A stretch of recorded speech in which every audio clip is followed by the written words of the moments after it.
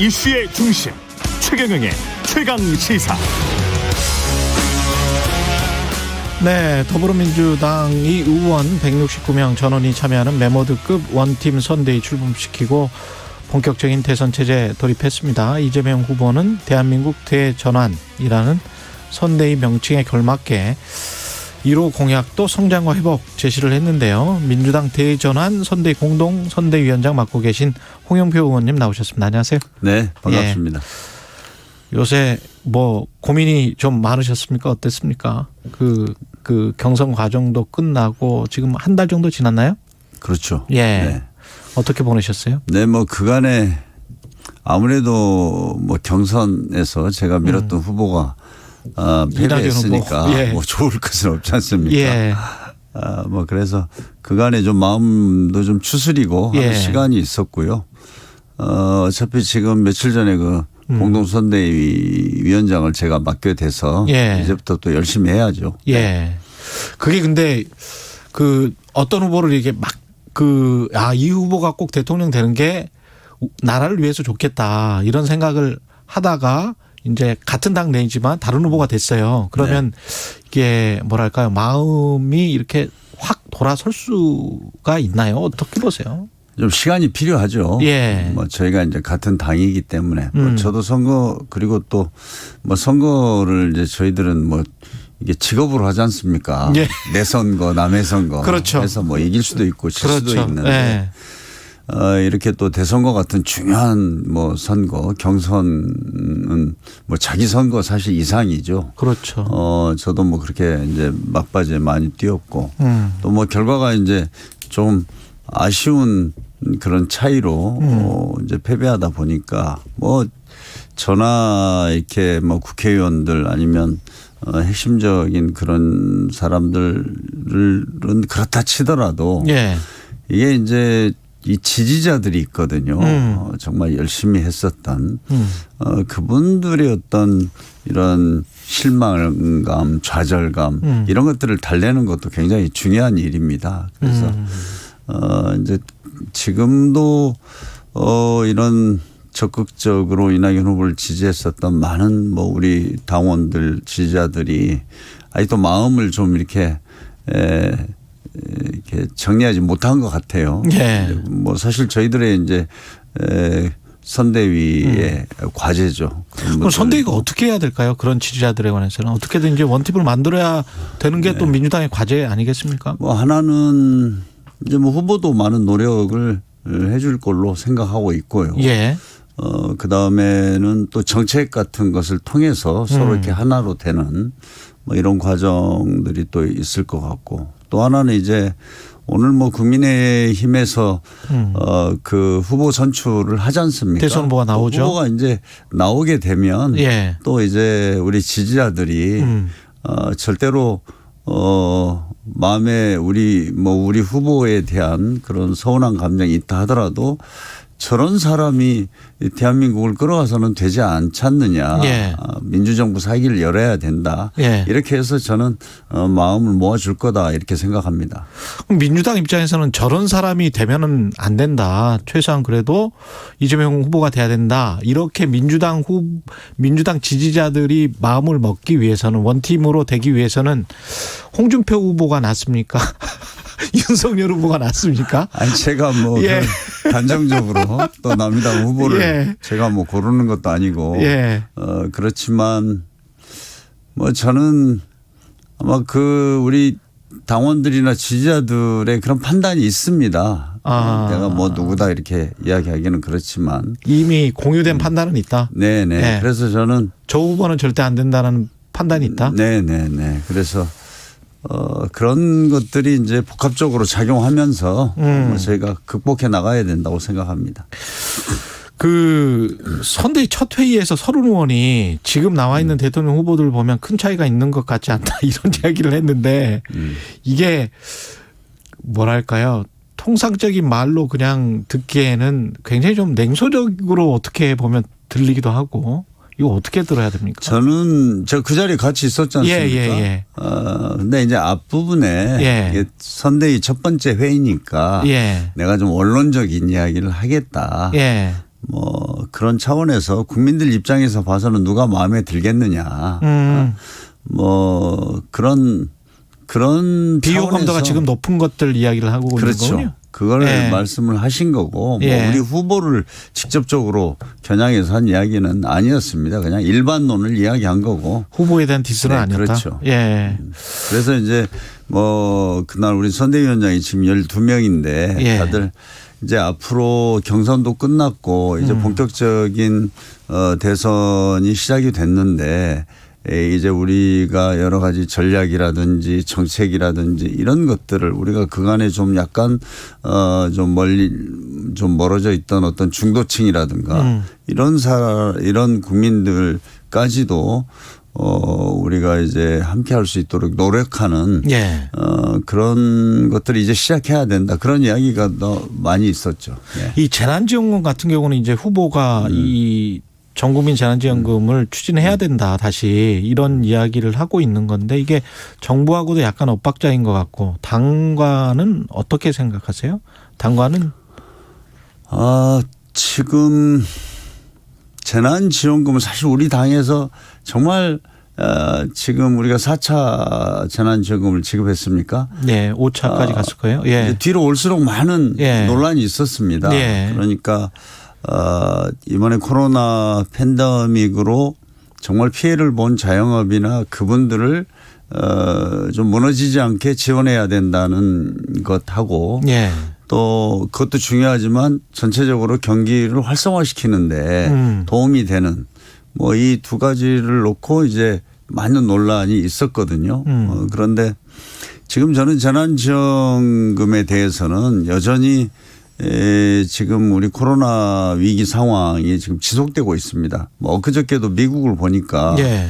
미국의 버지니아 주지사 선거에서 민주당이 패배했거든요. 예, 맞습니다. 바이든 네. 대통령이 10% 이겼고 뭐 이랬던 데서 지금 이제 미국이 그거 굉장히 민주당으로서는 충격을 받았어요. 네, 그럼 충격 분석을 받았을 해보니까 거예요. 예. 결국은 이 코로나 때문에 그것이 아직도 지속되고 바이든이 되면 백신이 좀 접종이 끝나고 정상으로 돌아갈 줄 알았는데 지금도 이 상황이 되는 것에서 오는 어떤 불안감, 불만, 절망감 이런 것들이 이제 작용했다는 분석이 있는데 예. 저희들이 사실 지금도 이제 위드 코로나를 우리가 이제 막 시작했습니다만 자영업자뿐만 아니라 많은 국민들이 지금도 힘들어하고 있습니다. 그래서 저는 이것은 앞으로 좀 더 우리 당과 정부와 또 후보와 뭐 논의를 해서 좀 결론을 내릴 문제이고 그 문제에 대해서는 이재명 후보도 열린 자세로 아마 그런 논의를 기다릴 거라고 생각을 합니다. 다시 한번 논의를 해보자. 이거는 분위기가 형성이 돼 있네요. 그렇죠. 예. 좀 뭐 후보도 그렇게 얘기를 했습니다. 예. 그래서 네. 대장동 방지법을 지금 민주당이 추진을 하고 있는데 네. 관련해서 야당 국민의힘은 이게 일종의 물타기 아니냐 뭐 이렇게 생각을 하고 있는 것 같아요. 이게 꼭 필요하다고 보십니까?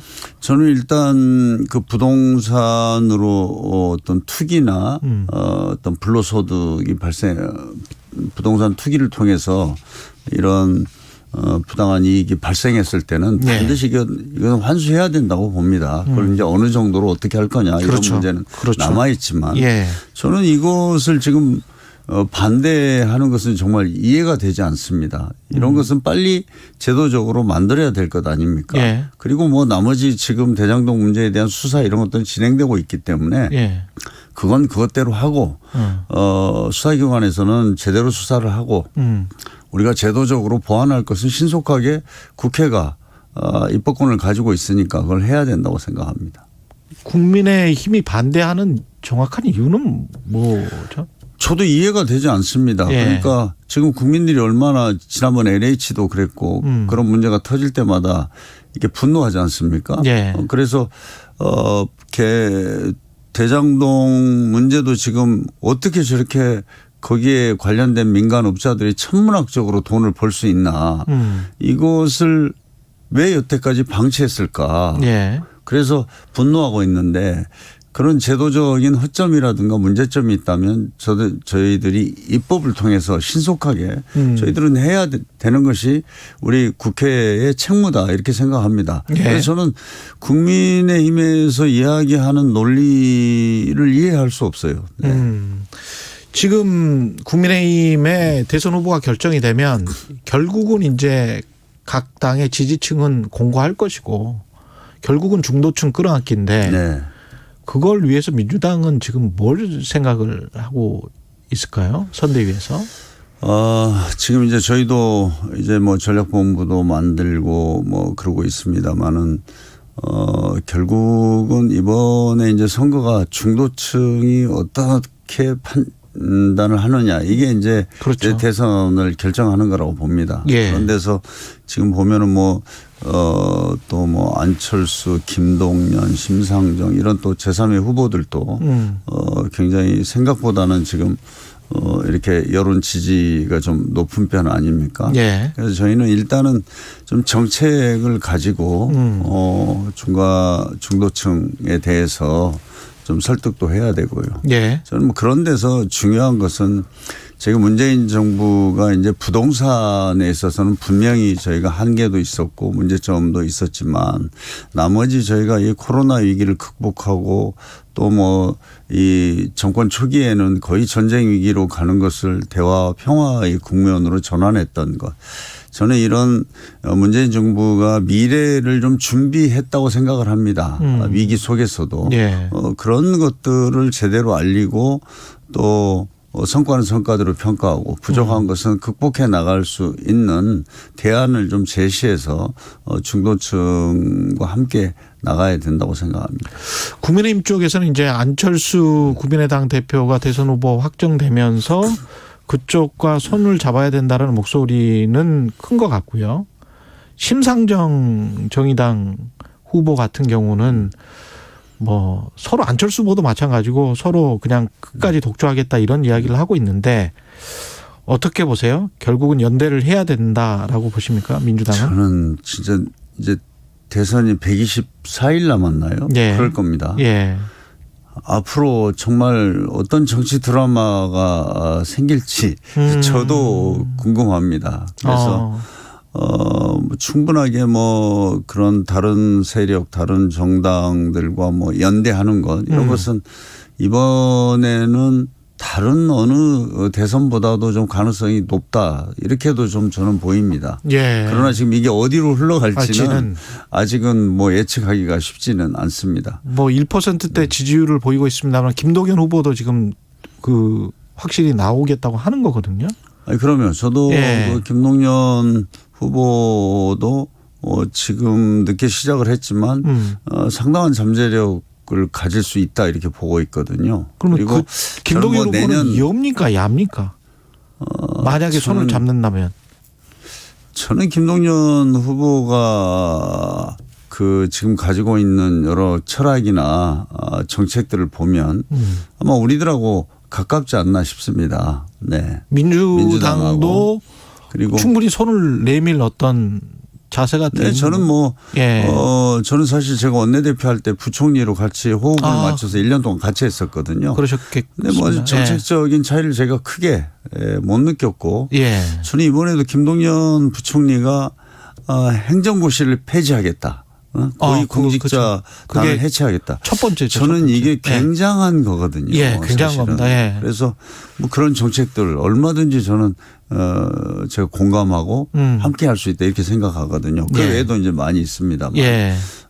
그래서 내년 대선이 아마 어느 때보다도 굉장히 이 박빙의 싸움이 될 겁니다. 그렇기 때문에 뭐 그런 어떤 중도층을 대표하는 그런 정당이나 후보가 어느 때보다도 이제 몸값이 높아질 거다 이렇게 저는 생각합니다. 열린민주당과의 통합은 어떻게 해야 된다고 생각하세요?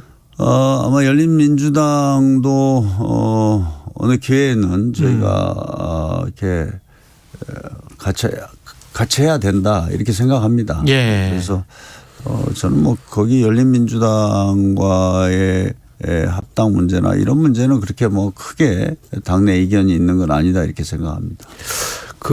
이런 질문을 드려보고 싶어요. 윤석열 후보 또는 홍준표 후보 각각을 좀 평가를 해 주시고 누가 될지 모르니까 그거에 비해 그래도 이재명은 이런 점에서 경쟁력이 있다. 이재명이 돼야 된다. 이런 평가를 좀 해 주셨으면 좋겠습니다. 민주당 입장에서. 저는 우선 윤석열 후보는 정말 그 대한민국의 이제 공직자, 더구나 검찰총장으로서 그 현직을 이게 사유화하고 또 정치화해서 이 검찰총장이 사실 거의 이제 정치인 역할을 하다가 이번에 대선에 나온 것 아닙니까? 이건 정말 국가적으로 불행한 일이라고 생각합니다. 그래서 절대로 이런 분이 한 나라의 운명을 맡을 수는 없다 이렇게 생각을 하고요. 더군다나 지금 대선 후보를 선언한 이유로 하는 걸 보면 저는 지난번에 뭐 120시간 일을 해야 된다. 이게 지금 1960년대도 아니고 70년대도 아니고 이런 발상을 가지고 있는 분. 그러니까 이야기하는 정책 하나하나마다 보면 참 기가 막힙니다. 그래서 이분이 이렇게 준비가 안 돼 있는데 지금 우리가 지금 세계 질서도 아주 크게 변화하고 있고 그다음 4차 산업혁명 이런 것들을 지금 잘 준비해야 할 시기에 더구나 저는 이제 사회 통합을 위한 리더십들이 굉장히 중요하다고 생각합니다. 거기에는 전혀 맞지 않고 오직 어떤 복수의 어떤 신념으로 이렇게 정치를 하는 분 같아요. 뭐 그렇고 홍준표 의원은 뭐 우리가 이제 굉장히 오랫동안 정치를 하신 분이니까 우리가 많이 확인을 했지 않습니까? 그래서 너무나 지금 시대에 맞지 않는 그런 어떤 극우적인 어떤 생각. 예를 들어서 지난번에 내가 대통령 되면 9.19 남북 군사 합의를 바로 없애버리겠다 이렇게 얘기했는데 생각을 해 보십시오. 저희가 9.19 군사 합의를 어렵게 해서 문재인 정부 들어와서 처음으로 남북 간의 군사적 충돌 아주 뭐 작은 것들이 한두 번 있었지만 없었고 굉장히 평화로운 어떤 남북 관계를 일단 지금 유지하고 있지 않습니까? 그런 토대가 9.19 군사 합의입니다. 그런데 내가 대통령 되면 바로 이거 없애버리겠다. 저는 그런 발상을 보면서 그런 지금 극우적이고 냉전적인 사고로 21세기 대한민국을 어떻게 이끌어가나 이런 생각이 되고요. 저는 그런 데서 이제 이재명 후보는 사실은 우리 문재인 정부의 어떤 한계, 선거 한계를 극복해 나갈 수 있고 더군다나 어떻게 보면 이제 어떤 양극화 문제 이런 것들이 이제 가장 심각한 문제입니다. 또 핵심에는 부동산이 있고요. 이런 문제들을 해결할 수 있는 리더십, 어떤 추진력 이런 것들을 확실히 가지고 있는 것 아닌가 이렇게 생각을 하고 있습니다. 그 대통령 선거가 정당 지지율도 굉장히 중요할 것 같은데 정당 지지율이 지금 상당히 격차가 벌어져 있단 말이죠. 그런 부분에 관해서는 어떻게 생각하세요? 그래서 저희도 걱정입니다. 그러니까 저는 가장 기본적인 것은 부동산하고 이 지금 코로나 국면이 사실 우리가 작년 1월에 이 코로나 터졌을 때는 길면은 2-3달 가면 끝나지 않을까 하는 생각들을 우리 국민들이 다 했지 않습니까? 그게 지금 이게 거의 2년을 가니까 정말 많은 분들이 지칠 대로 지치고 너무 힘든 상황이 지속되고 있는 것이 좀 근본 원인이라고 생각을 합니다. 그래서 이제부터 위드 코로나를 통해서 저희가 일상을 되찾고 이렇게 정상화돼 가고 또 경기도 활성화 된다면 좀 다른 평가를 받을 수 있을 거라고 보고요. 지금 사실 우리나라의 나머지 경제 지표는 정말 세계에 거의 가장 좋지 않습니까? 세계에서. 그래서 그러나 지금 그런 어떤 상황적인 뭐 이런 것들이 하여튼 저희들을 좀 더 질책하게 되는 것 아닌가 싶습니다. 알겠습니다. 아까 저희가 열린민주당과의 어떤 통합 여쭤봤었는데 그거 답변을 못 들은 것 같아서. 아니요. 열린우리당과의 통합은 저희들이 기본적으로 함께 해야 된다는 그런 입장을 가지고 있고 뭐 그거는 아마 뭐 당 차원에서 검토하고 뭐 이렇게 적극적으로 추진하지 않을까 이렇게 생각이 듭니다. 알겠습니다. 말씀 감사하고요. 더불어민주당 홍영표 공동선대위원장이었습니다. 고맙습니다. 네, 감사합니다.